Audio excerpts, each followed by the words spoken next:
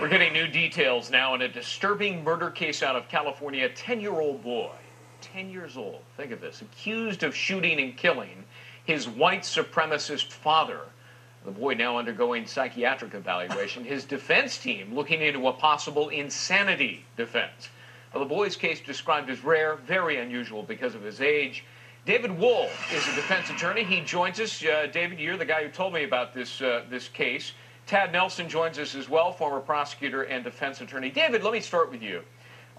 Because of his age, the boy cannot be tried as an adult, and you kindly pointed my attention to Penal Code Section 26, which we're going to put up on the screen right now. Under this code, what do prosecutors have to prove, David? Well, Greg, along with proving the facts of the case, they've got to prove that at the time of the offense, that the boy actually knew what he was doing was wrong. And, you know, that sometimes is an uphill battle for these people. And you have to take into consideration the environment that this young boy grew up in. He grew up with a neo-Nazi father that was very active in the neo-Nazi party. He grew up in a very dysfunctional home, a violent home where Child Protective Services regularly visited on emergency response calls.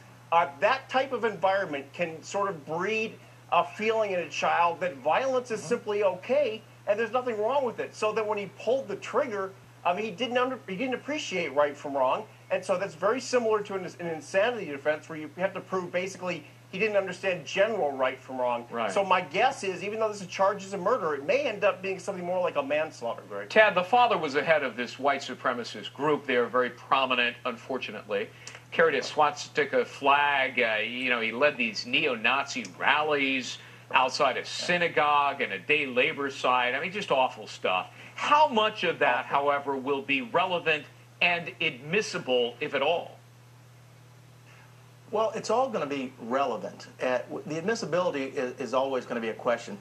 The bottom line here, Greg, is that when you get right down to brass tacks, there was the intentional taking of another life. That's a murder. That's why we're here. We're going to have to look at the stuff, just like Joe said. We've got the house of hate problems. We got Dad's a scumbag. Dad's leading the way against the white supremacy. Yeah, there's lots of issues for this kid, but at the end of the day, he's still going to have to take responsibility. And responsibility doesn't necessarily mean that he goes to jail for the rest of his life. Right. There's going to be a situation in that state where they're going to have something they can do for him. It may be some kind of community situation where they put him on a probation or give him other services. But the kid clearly needs help, and I don't know that the insanity defense is necessarily going to be the thing that gets him out of this. You know, David, the defense here, and defense attorneys do this all the time. I used to be a defense attorney, and you know, you can't do this overtly, but you do try to send the message to the jury in a case like this that the victim needed killing. You know, you try to villainize the victim so that in some small way it helps your defendant, and in this particular case could help in a big way because the kid's 10. Well, remember one thing, though, Greg. There's not going to be a jury. It's going to be a judge hearing this. In juvenile court, there are no juries.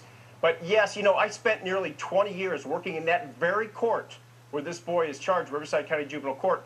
And I had a handful of 9 or 10-year-olds, and you got to understand how rare this is. I mean, they were charged with a simple assault or vandalism cases, but to have a 10-year-old actually charged with murder, premeditated murder, is so exceedingly rare that I think the judges are going to take into account everything in his background that created the state where he'd actually want to pull out a gun, and apparently, it seems to me, maybe in the father's sleep, just blew him away. It's such a tragedy all the way around. Yeah, the dad was a neo-Nazi, a total dirtbag, but to raise a child that could do this to you is just extraordinarily tragic. Yeah. All right, so Tad, the defense is talking about insanity, which is a mental disease or defect so severe you don't know right from wrong.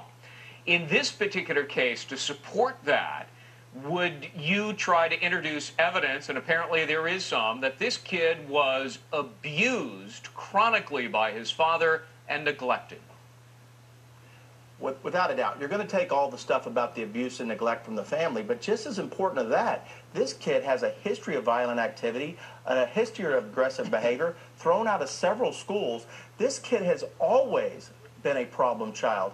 And that's where it's going to get down to, does he know right or wrong when he is... The reason he did this, or what they're saying, is that he didn't like the way Dad was running the house. He knows what to do. I mean, in watching Dad has taught him from the get-go.